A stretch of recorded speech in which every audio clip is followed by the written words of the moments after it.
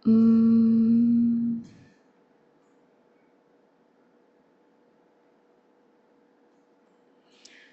kalau data yang isinya bersihan kreatinin, ya GFR dapat nggak ya Aisyah?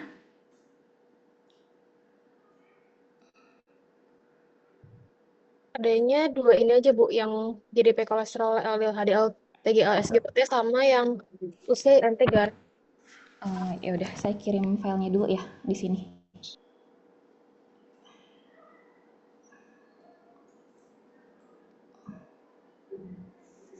Beda.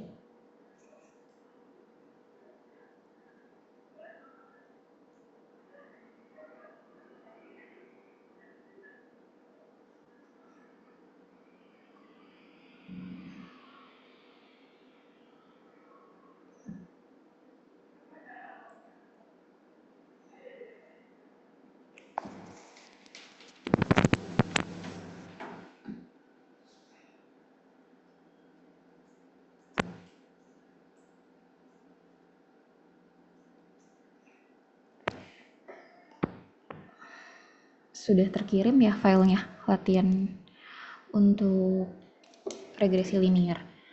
Boleh dibuka Aisyah?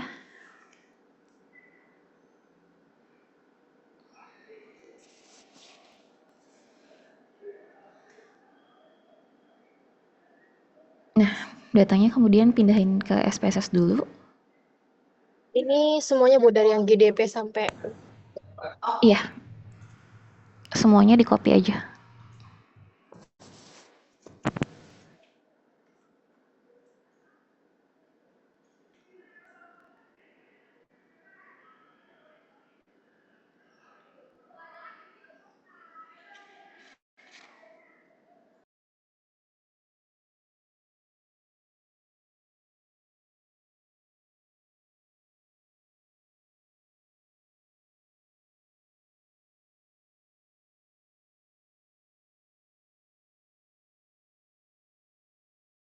Ada, ada. Mohon maaf, ini kelas berapa? Halo? Tingkat 2. B2? Oh, A1 ya. A1. A1 ya? Oke. Nah, semuanya sudah ya punya data ini. Sudah masuk SPSS semua ya. Tadi dari Bu Erma bilang syarat dari regresi linear adalah variabel dependennya harus numerik gitu. Jadi kita harus pastikan variabel dependen yang ingin kita uji adalah numerik. Kita buat contoh, misalnya kita mau memprediksi IGFR gitu atau bersihan kreatinin. Dilihat dari variabel, kita coba 5 variabel aja ya. Variabel kita coba nanti bisa kreatinin, lingkar pinggang, GDP, LDL, dan HDL gitu. Jadi ditulis dulu hipotesisnya, apakah variabel kreatinin, lingkar pinggang, GDP, LDL, dan HDL dapat memprediksi nilai dari IEGFR. Ibu Sampai maaf, sih, saya tulis di Word juga. di catatan aja, nggak apa-apa. Oh, catatan aja, oke. Jadi sebelum kita analisis, kita harus tahu tujuan kita analisis tuh kita inginkan apa gitu ya. Nah, selanjutnya kita mulai untuk regresi linearnya. Bisa diklik, analyze, regression, kemudian linear. Nah, tadi variabel dependennya adalah Mas saya, apa variabel dependennya?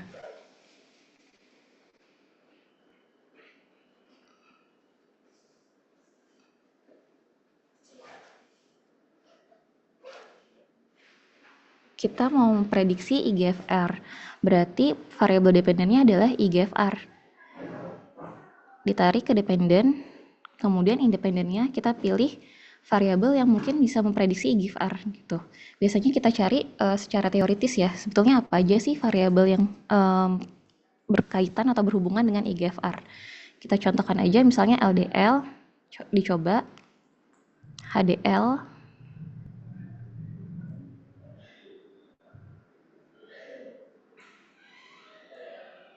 LDL masuk, HDL masuk, kemudian coba kreatinin, lalu waist, lingkar pinggang, dan GDP. Nah, sebelum kita tahu variabel independen yang berhubungan dengan dependen, kita harus studi literatur dulu gitu. Apakah memang variabel ini ada hubungannya atau ada kaitannya dengan variabel dependen IGFR itu. Kemudian untuk metode, masih ingat tadi yang disebutkan Bu Erma, bisa dipilih apa?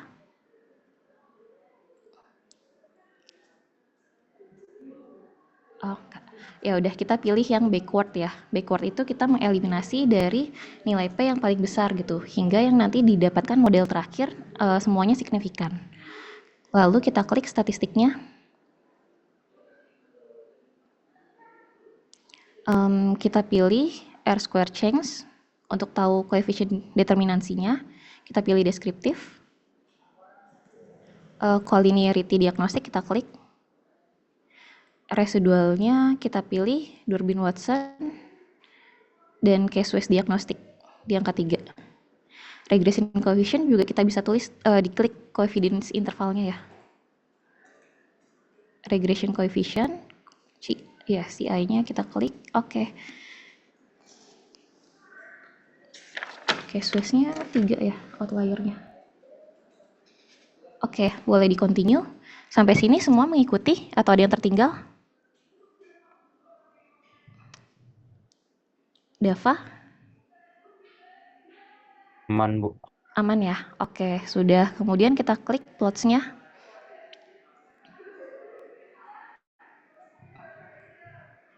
Nah, kita masukkan di variabel Y-nya adalah SD resid.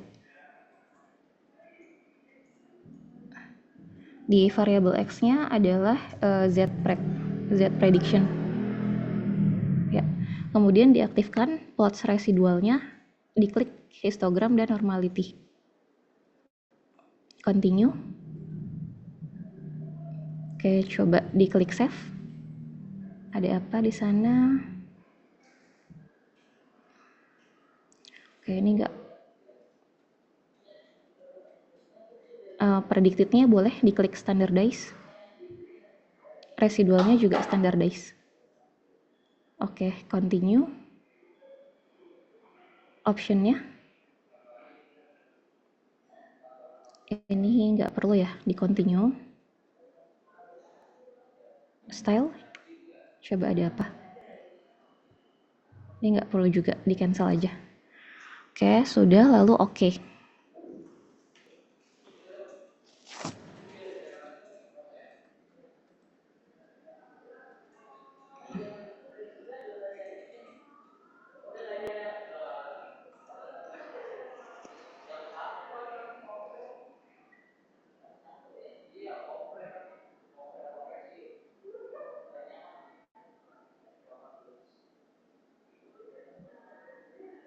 Nah, sudah keluar outputnya gitu.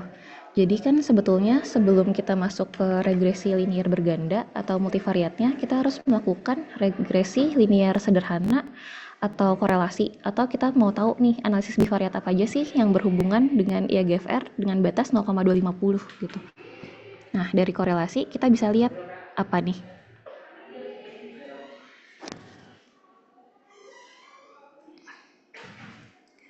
Talita, kira-kira ada korelasi nggak antara LDL, HDL, kreatinin, lingkar pinggang, dan GDP terhadap IGFR? Kalau yang LDL itu tidak ada, Bu. Kemudian HDL tidak ada, kreatinin ada, lingkar pinggang tidak ada, GDP ada. Tidak ada. Dibacanya gimana? Di SIK itu kalau misalnya di SIK itu kalau misalnya kurang dari 0,05. Iya. Nah, dari awal coba. LDL signifikan atau tidak? LDL 0,08 tidak, Bu. Ayo, kan di bawah. Di bawah 0,05 artinya? Artinya signifikan, Bu. Iya, ada korelasi signifikan ya antara LDL terhadap IGFR. Kemudian kalau Iya, HDL, 0,189 tidak ada, Bu. iya, kreatinin 0,00 ada. ada. Ada. Kemudian lingkar Kuis pinggang, tidak ada. GDP, Tidak ada. ya betul ya. Jadi kita baca signifikansinya dulu nih. Signifikansinya tuh ada di sini kalau teman-teman bisa lihat nih. Nih, jadi signifikansi korelasi antara LDL, HDL, kreatinin, lingkar pinggang, GDP terhadap IGFR gitu. Nah, setelah itu baru kita lihat korelasinya seberapa kuat. Seberapa kuat itu nanti kita lihat dari korelasi Pearson-nya yang ini gitu. Nah, sekarang saya mau tanya lagi. Terima kasih Talita. Sheila, korelasinya menurut Sheila gimana? Antara LDL dengan IGFR, HDL dengan IGFR, kreatin dengan IGFR, lingkar pinggang dengan IGFR, dan GDP dengan IGFR. Ibu maaf, kalau buat korelasi itu harus yang di bawah 0,05 atau yang gimana? Oh, antara -2 sama 2. Itu yang autokorelasi yang Dubin Watson. Kalau sekarang saya tanya yang bivariatnya dulu sebelum kita mulai sebelum kita mulai yang regresi linearnya berganda. Kan tadi ada bivariatnya dulu nih. Kita mau tahu variabel mana aja sih sebetulnya yang bisa masuk ke step multivariat gitu. Nah, itu dilihat dari korelasi ini, Pearson-nya dulu gitu. Korelasi Pearson tuh sama seperti yang materi pada pertemuan pertama ya.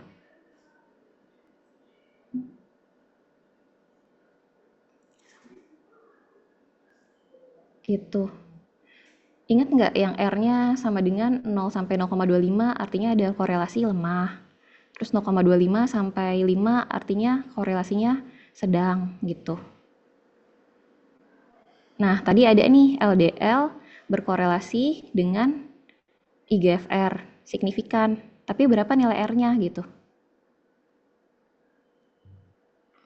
Berapa Sheila? Berarti kalau LDL di sini 0,08, korelasinya lemah, sangat lemah. LDL itu kan signifikan. LDL itu signifikan. 0,008 itu nilai signifikan. Yang R-nya adalah kita lihat dari minus 0,411 gitu. Yang ini R-nya. Ini, itu nilai R. Ini nilai R. Ini nilai P. P-value gitu.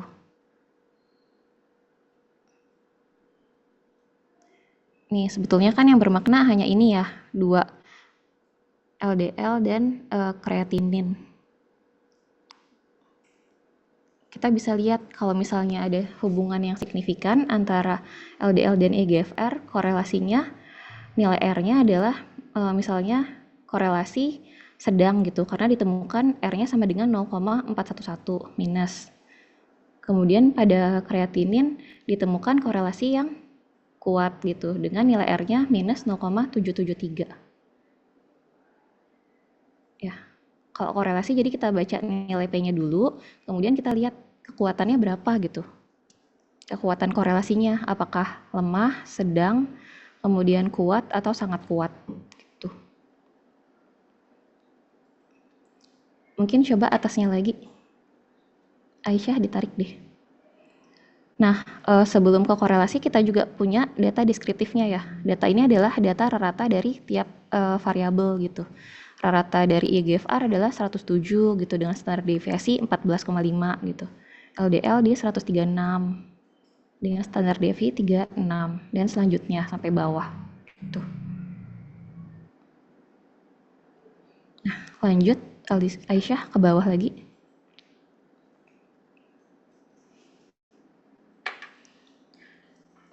Tadi untuk mulai regresi linear, kita mau lihat uji apa aja untuk asumsinya. Independensi kita lihat dari nilai. Ada yang ingat? Aryan?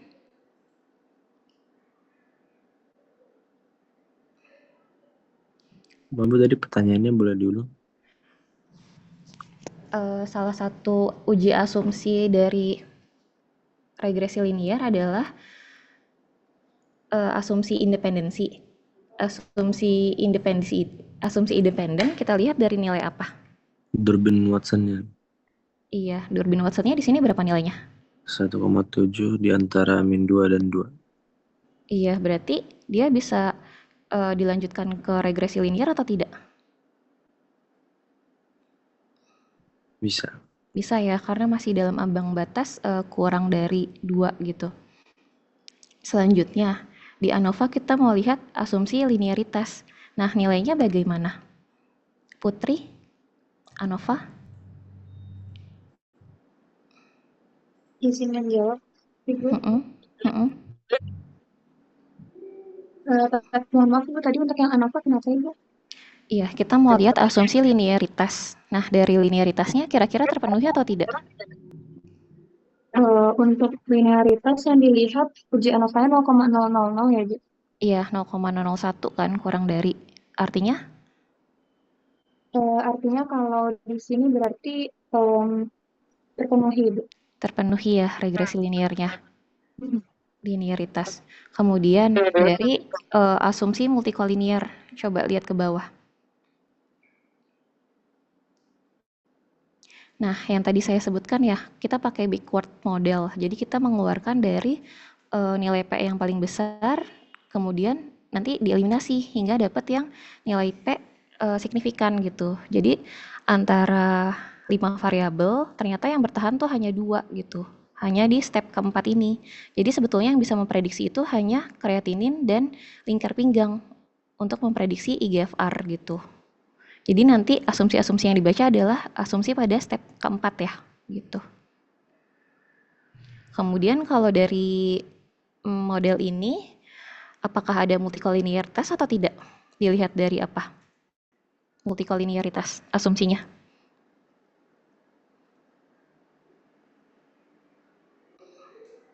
Masih ada yang ingat? Putri? Izin menjawab, Ibu, VIF dan toleransi lagi. Betul. FIF-nya di atas atau di bawah berapa? Di kurang dari 10 dan toleransi di atas dari 0,1. Oke. Jadi nilai ini terpenuhi atau tidak dari multikoliniaritasnya?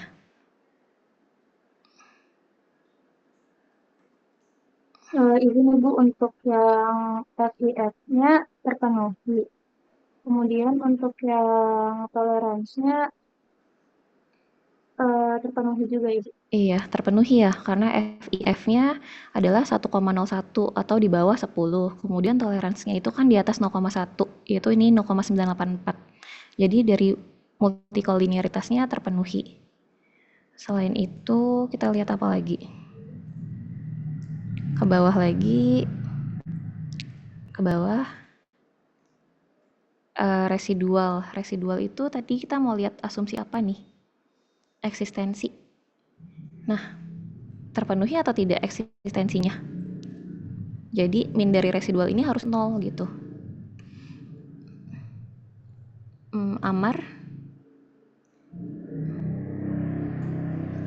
Amar kameranya nggak aktif nih, hadir atau enggak? Hadir, Bu. Iya, hadir. Terpenuhi atau enggak? Kalau Izin residual minta ulang pertanyaannya, Bu. Salah satu uji asumsinya adalah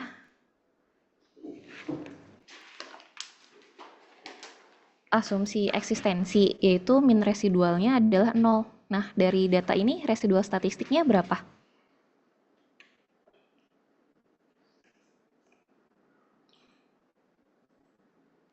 Bentar dulu.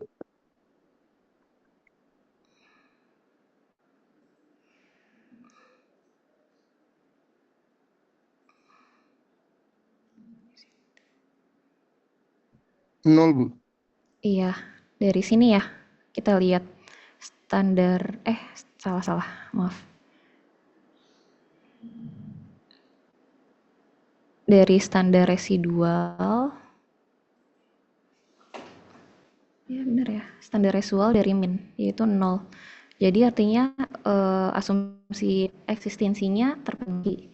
Kemudian selanjutnya di bawahnya Terima kasih Amar. Nah, dari normalitas residualnya, diagramnya seperti ini nih. Di tengah, artinya distribusinya normal atau tidak? Dimas? Halo Dimas? Iya, Bu. Iya, terpenuhi atau tidak distribusi normalitasnya?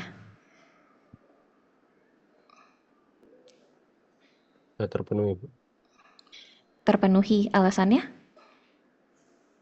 Sebentar, Bu. Suara saya terdengar jelas, Bu. Terdengar?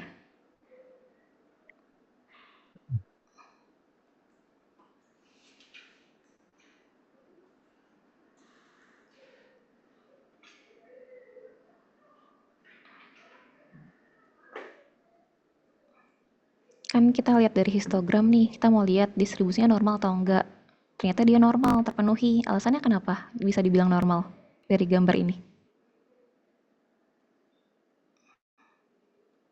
Nggak berhimpit pada garis diagonal, Bu. Iya, titiknya sama ya, keruncingannya gitu, nggak miring.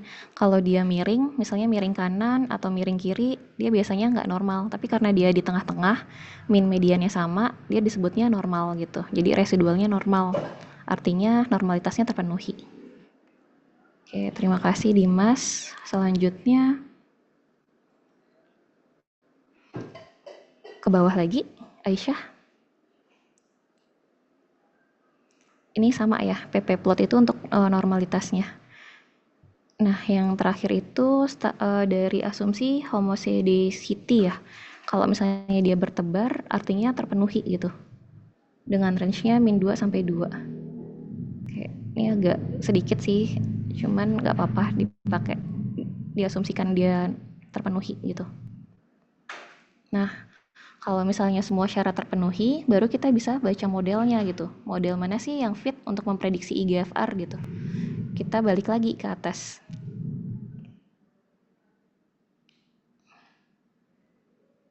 Balik Aisyah. Jangan ke atas lagi, ke bawah. Ke modelnya. Nah, ini. R.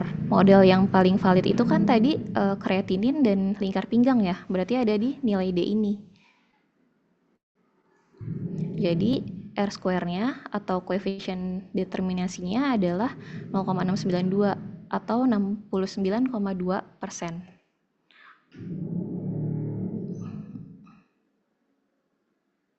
Karan. Oh, Ibu. Ya, Ini, Bu. apa artinya dari koefisien determinasi 69,2%?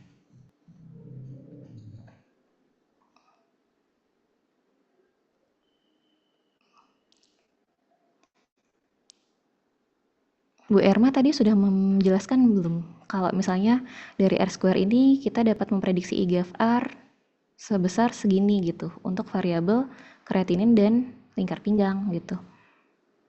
Sisanya 30% lainnya dijelaskan oleh variabel yang lainnya lagi gitu, yang tidak masuk dalam kreatinin dan noise gitu.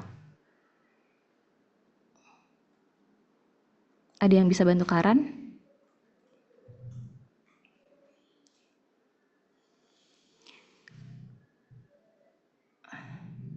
Drew, gimana sih Drew interpretasi dari koefisien determinasinya?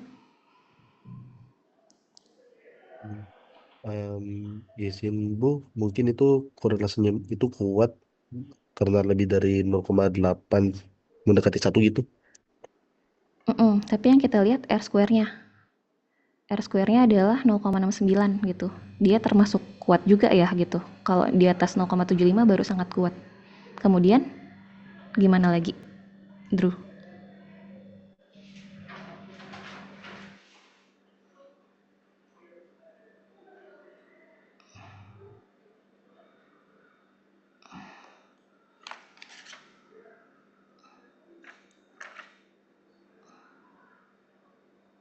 Mohon maaf Bu, masih belum tahu, masih belum ngerti.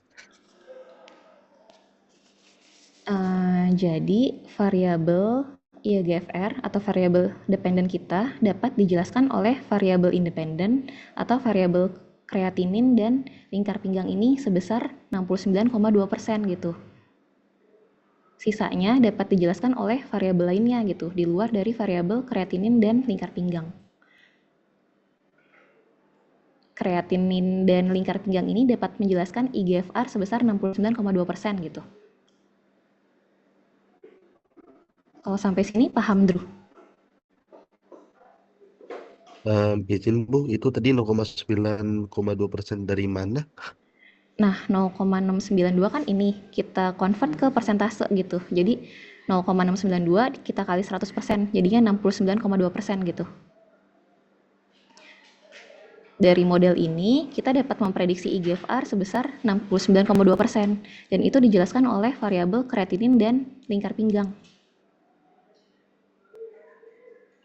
Kalau dapat 69,2-nya, udah paham kan ya? Ini kan cuma dikali 100% gitu. Jadi, R-square itu disebut koefisien determinasi gitu. Izin Bu, jadi itu koefisien determinasi mirip kayak si R koefisien korelasi gitu ya? Iya, hanya dikuadratkan gitu dari R. R square itu adalah R kuadrat gitu, sama dengan 0,692 gitu. Nah, dilihat besarnya variabel untuk memprediksi IGFR itu adalah dari R square-nya gitu. Jadi variabel kreatinin dan lingkar pinggang itu dapat memprediksi IGFR sebesar 69,2% gitu. Sisanya diprediksi oleh variabel lain yang tidak ada di analisis ini gitu. Oh, baik Bu. Tapi izin bertanya Bu, ini kita lihatnya itu cuma dari yang model keempat saja kah? Bukan dari model di atasnya juga? Nah, betul, kita ngelihatnya dari keempat model fit. Tadi kan model fit setelah semuanya nilai P signifikan kan. Tadi model pertama itu, coba kita lihat bawahnya lagi. Nah, ini. Kita lihat di model pertama ada LDL, HDL, kreatinin, dan lingkar pinggang. Tapi ternyata ada yang nggak signifikan kan di LDL, HDL, GDP. Biasanya tuh dia dikeluarin satu persatu gitu, hingga ketemu yang signifikan di paling akhir gitu. Ini misalnya GDP paling besar, jadi dia dikeluarkan, sisa tinggal 4 variabel. 4 variabel ternyata masih ada lagi nih yang belum signifikan, HDL dikeluarkan lagi gitu. LDL dikeluarkan, kemudian tersisa ini, masih ada lagi yang nggak signifikan di LDL, HDL, keluarkan gitu. Jadi tersisa kreatinin dan lingkar pinggang saja nih yang signifikan. Jadi regresi linear bergandanya untuk pemodelan ini hanya menggunakan 2 variabel, kreatinin dan lingkar pinggang gitu, yang dapat memprediksi. Oh, jadi izin Bu, kalau gitu ketika kita melakukan uji regresi kayak gini, kita selalu lihat model paling terakhirnya saja yang sudah pasti signifikan. Iya, betul. Kita lihat yang paling akhir. Kalau pakai yang backward ya gitu. Kalau pakai enter, kita biasanya satu-satu gitu. Boleh sih sebenarnya nggak dilihat yang paling akhir, tapi kita harus tahu secara substansi memang ada hubungan gitu. Tapi biasanya tetap yang kita gunakan adalah yang signifikan secara statistik di akhir gitu. Nilai ini gitu. Oh, baik Bu, saya udah paham. Udah paham. Gitu. Terima kasih banyak Bu. Baik, terima kasih Drew. Jadi semuanya harus diambil yang signifikan ya di model terakhir itu. Dan tadi tiap pembacaan adalah R square yang di model 4, kemudian ANOVA di model 4 gitu. Kalau kita sudah dapat nilainya, kita bisa buat persamaan regresinya dari model ini. Ingat persamaan regresinya tadi? Kalau regresi linear kan Y sama dengan A plus BX.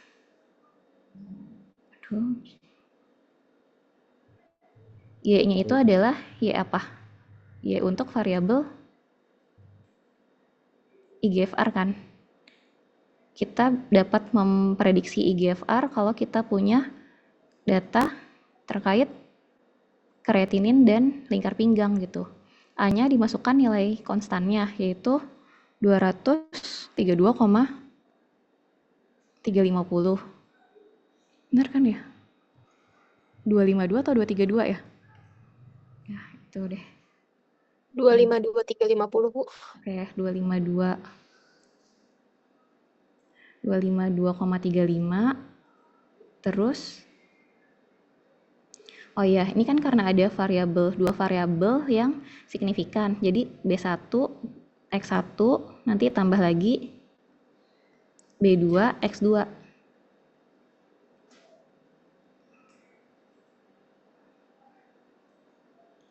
Susah. Nah, B1-nya ini adalah variabel kreatinin. Karena sifatnya minus, jadi dikurang gitu. Dikurang, betanya 12,13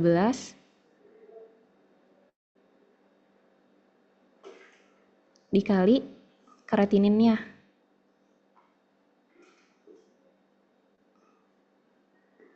Kemudian B2X2-nya adalah minus 0,357 minus dikurang lagi 0,387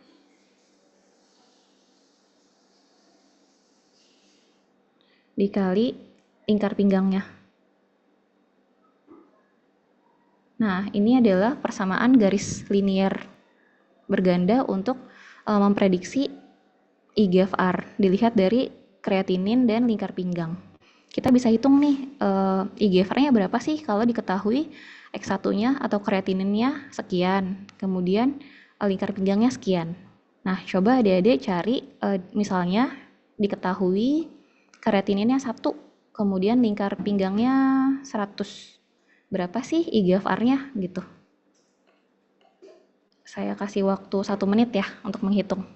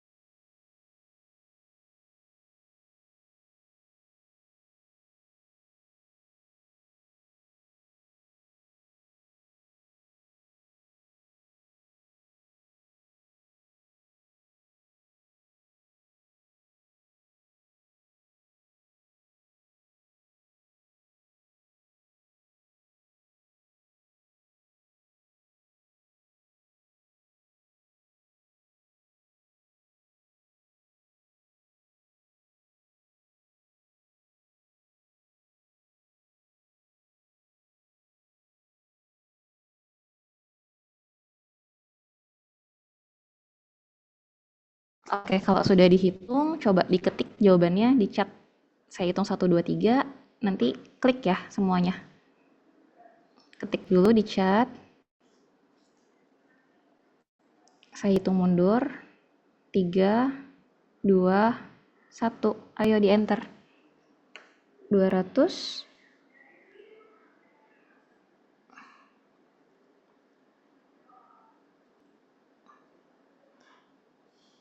Talita dapat 278, Mas Ayu 200, Fania 200, 1.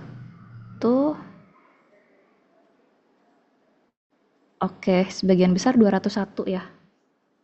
Nah, dapat 201 itu dari mana sih? Jody mungkin bisa dijelaskan?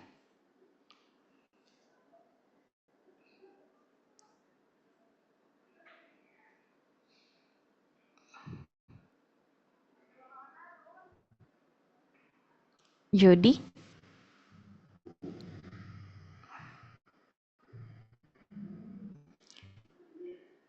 Jody mana nih Jody?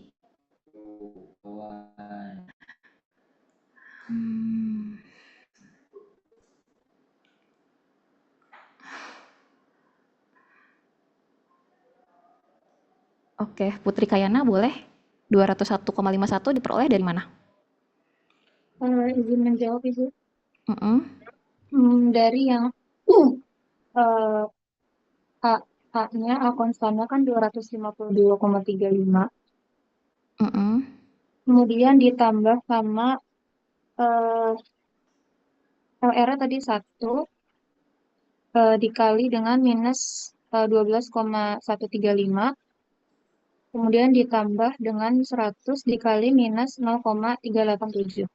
Iya, tambahnya itu karena dia depannya minus, jadi tetapnya minus ya gitu. Jadi seperti yang Jody bilang, 252,35 dikurang 12,13 kali 1 dikurang 0,387 dikali 100. Nanti dapat kita prediksi IGFR-nya adalah nilainya 201 gitu. Tinggi ya jadi ternyata. Padahal kreatininnya 1 masih normal.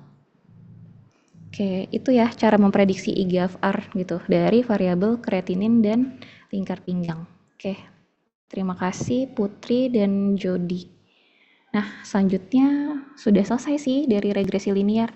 Ada yang ingin ditanyakan dari adik-adik? Sampai sini? Izin Bu bertanya. Itu kalau saya lihat dari persamaannya itu ada kayak di belakangnya. Itu kalau melihat dari si koefisien sini itu nilai E-nya itu berapa ya Bu? E-nya tuh error.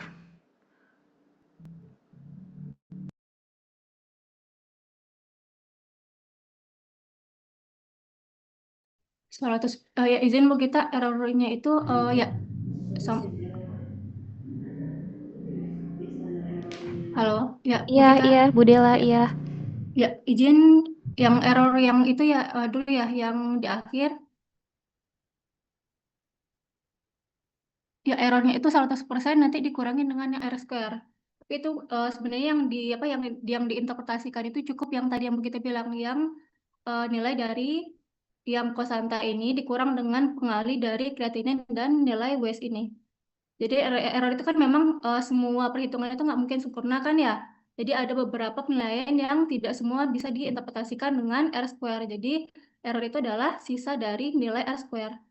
Jadi 100% dikurang dengan R square tadi. Kalau misalkan nilai R square tadi 0,660%, berarti nilai errornya adalah 40%. Jadi 40% yang tidak bisa dijelaskan oleh variasi dari variabel X terhadap variabel Y.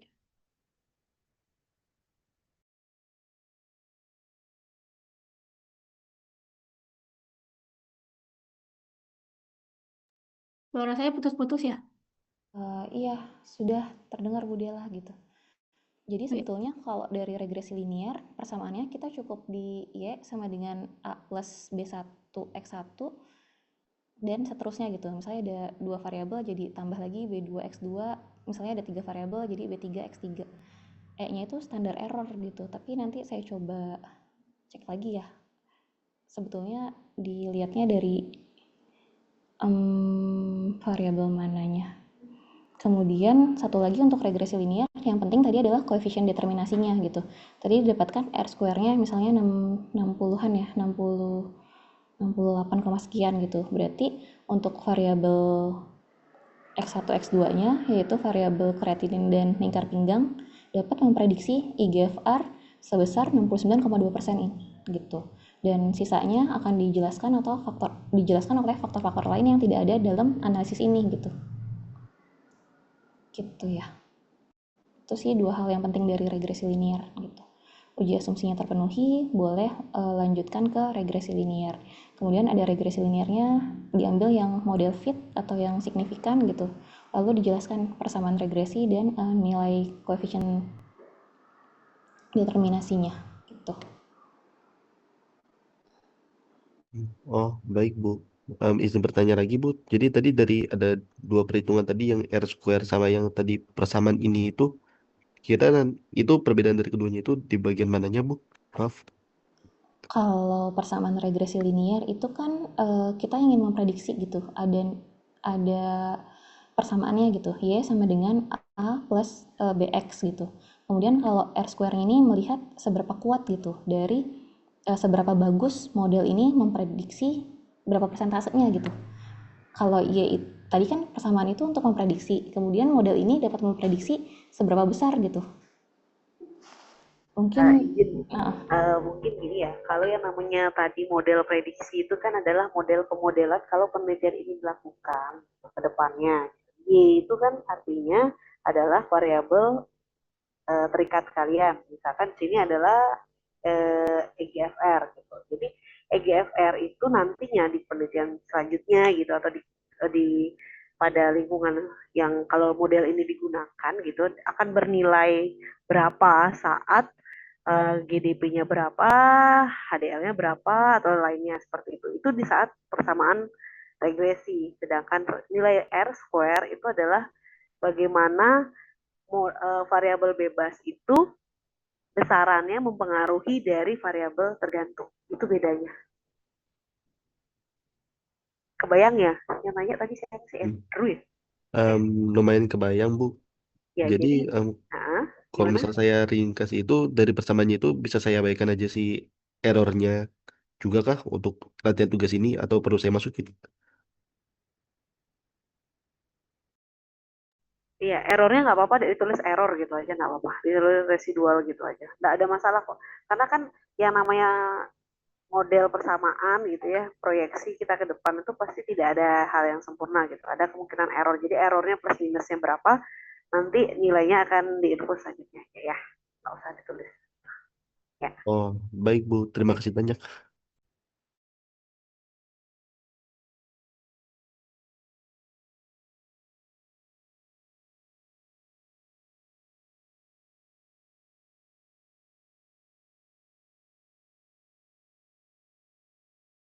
Oke, berarti latihan untuk regresi linear sampai sini ya. Kemudian ada tugas buat adik-adik. Tugasnya nanti dilanjutkan oleh, Talita ingin bertanya? Iya Bu, ingin bertanya tadi untuk nilai korelasi yang signifikan itu yang tadi di tabel korelasi itu yang signifikan kan kreatinin sama LDL, tapi kenapa pada saat yang terakhir itu cuman yang lingkar pinggang sama kreatinin LDL-nya nggak masuk, Bu?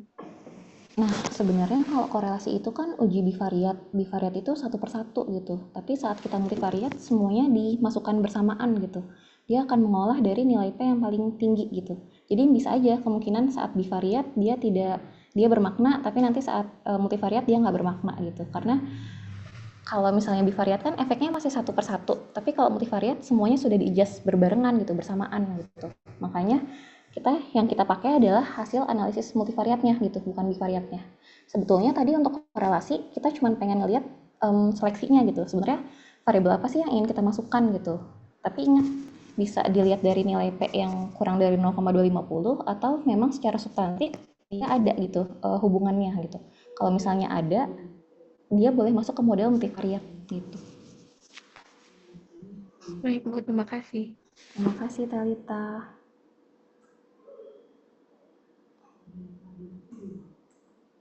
Ada lagi yang ingin ditanyakan dari adik-adik?